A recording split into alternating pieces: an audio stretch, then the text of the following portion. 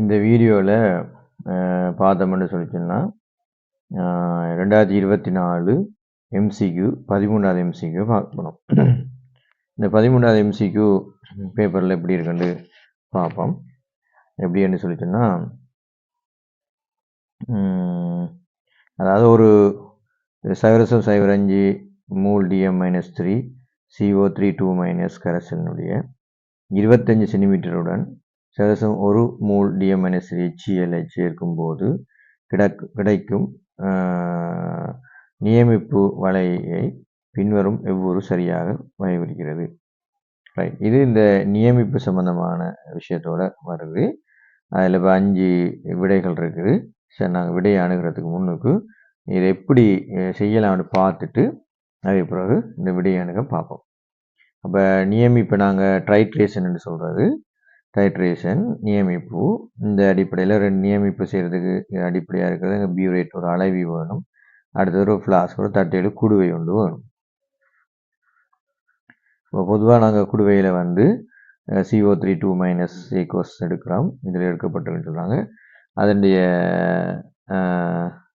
செறிவு 0.05 மூல் DM-3ன்னு சொல்கிறாங்க. அது வந்து எவ்வளோ எடுக்கிறாங்கன்னு சொன்னால் 25 சென்டிமீட்டர் எடுக்கிறாங்க. 25 சென்டிமீட்டர் கணம் எங்களுக்கு இதில் எடுக்கப்பட்டிருக்கு. இப்போ என்ன தேவையான விஷயம்னு சொன்னால், இங்கே நாங்கள் கிராஃபில் வந்து பார்த்தீங்கன்னு சொன்னால் பிஹெச்சும் ஹெச்எல்ற இதுவும் தான் மாறுற சம்மந்தமாக தான் இதில் கிராஃப் எல்லாத்துலேயுமே குறிக்கப்பட்டிருக்கு. ஹெச்எலும் பிஹெச்சும் மாறுறது எப்படின்னு சொல்லி. இந்த ஹெச்எலும் பிஹெச்சும் மாறுறது எப்படின்னு பார்க்கும்போது ஃபர்ஸ்ட் வந்து நாங்கள் இந்த இது நடக்கிறதுக்குரிய நாங்கள் தாக்கத்தை முதல்ல எழுதுவோம்.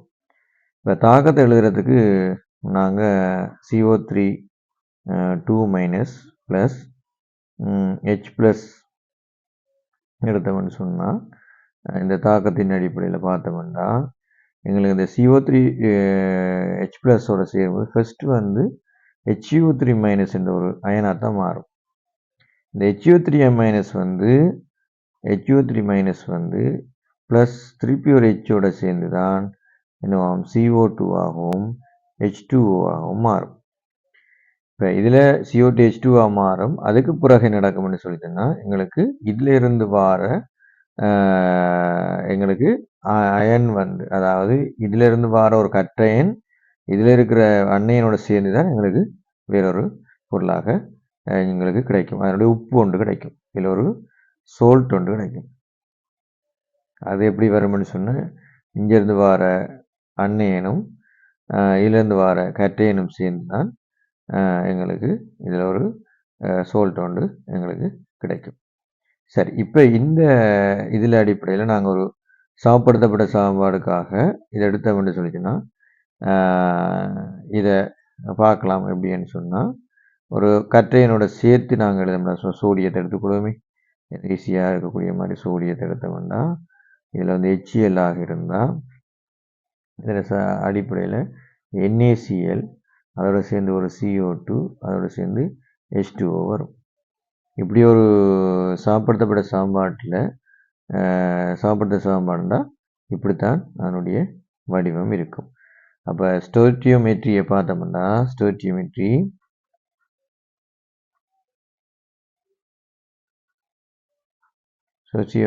பார்த்தோம்னு சொன்னால், அதாவது பீசமானம்னு பார்த்தோம்னா இது இங்கிலீஷ் சொல் இல்லை, இது ஒரு லத்தீன் வேர்ட்.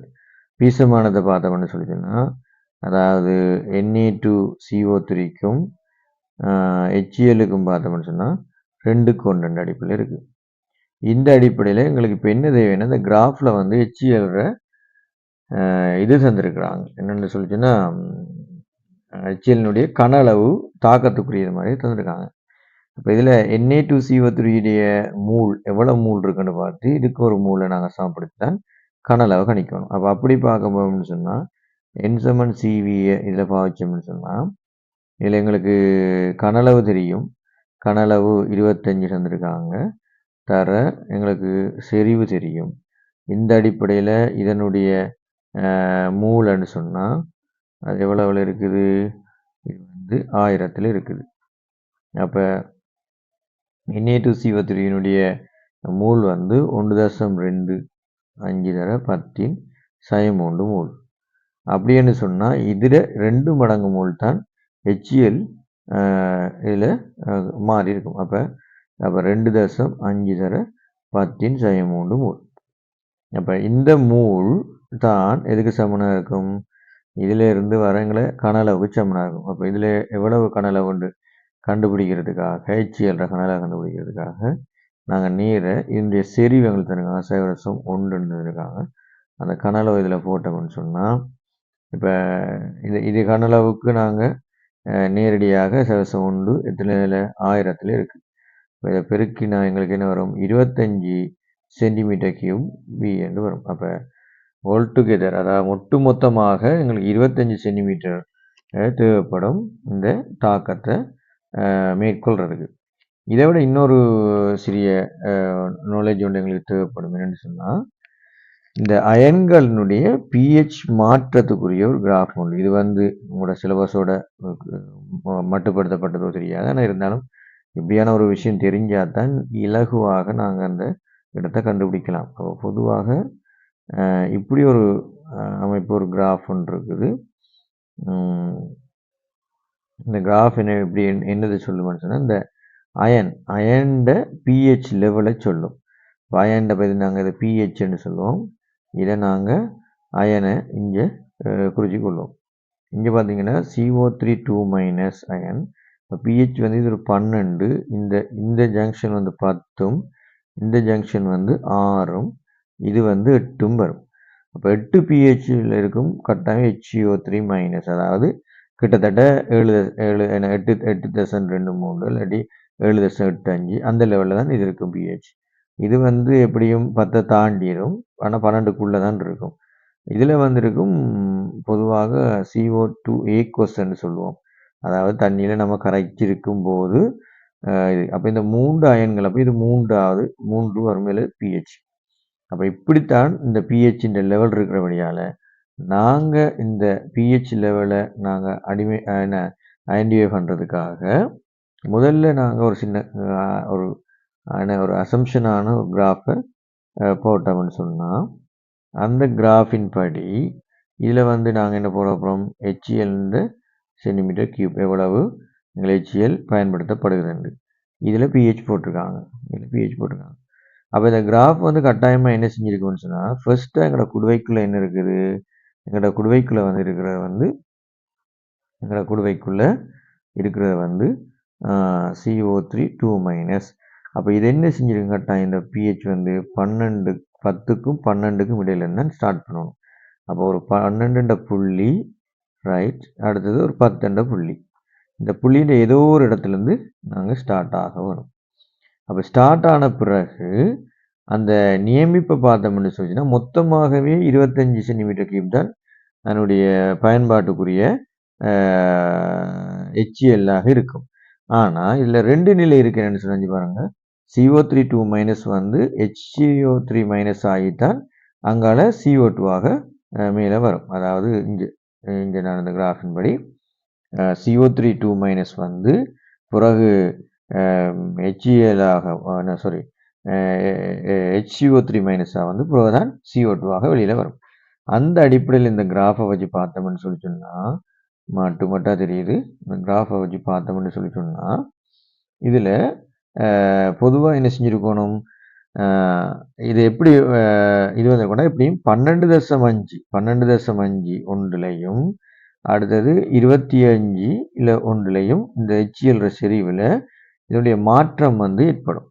அந்த மாற்றம் எப்படி இருக்கும்? எப்படியும் இதில் 12.5 தொடங்கணும். தொடங்கினது கிட்டத்தட்ட 7.8க்குள்ள அதனுடைய கிராஃப் அதனுடைய இது வந்து மாறணும். அதனுடைய அளவு வந்து மாறணும். அப்போ அது வந்து எங்கே வந்து மாறுது? கிட்டத்தட்ட 7 இல்லாட்டி 8 அந்த அடிப்படையில் வந்து முதலாவது இது வந்து மாற்றத்தை உருவாக்கும். அதில் மாற்றத்தை உருவாக்குன என்ன கருத்துன்னு சொல்லி சொன்னால் அது வந்து HCO3 உருவாக்கிடும் இந்த துண்டில். பிறகு நடக்கும்னு சொல்லிட்டு இந்த HCO3 வந்து தொடர்ச்சியான இதுக்குள்ளே வரும்போது எங்களுக்கு அடுத்தது 6க்கு வந்துடும். மெயின் அப்போ தான் CO2வை இங்கே உருவாக்கும். அப்போ 6க்கு வந்து இது வந்து என்ன செய்யும், இந்த இடத்துல வந்து திருப்பியும் குறைஞ்சி கொண்டு போகும். அப்போ இப்படி ஒரு நாங்கள் இடத்தை பார்க்கணும். இந்த 2 இடத்துல இப்போ இந்த இடத்துல வந்து HCO3- வந்து நியமிப்பு நடக்கும்.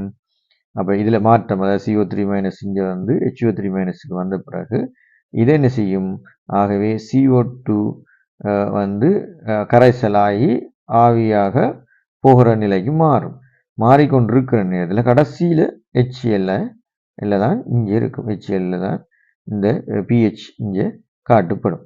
அப்போ கிட்டத்தட்ட இந்த பாயிண்ட்னு பார்த்தோம்னா எங்களுக்கு அந்த பாயிண்ட் என்னவா இருக்கணும், 3 இருக்கணும்.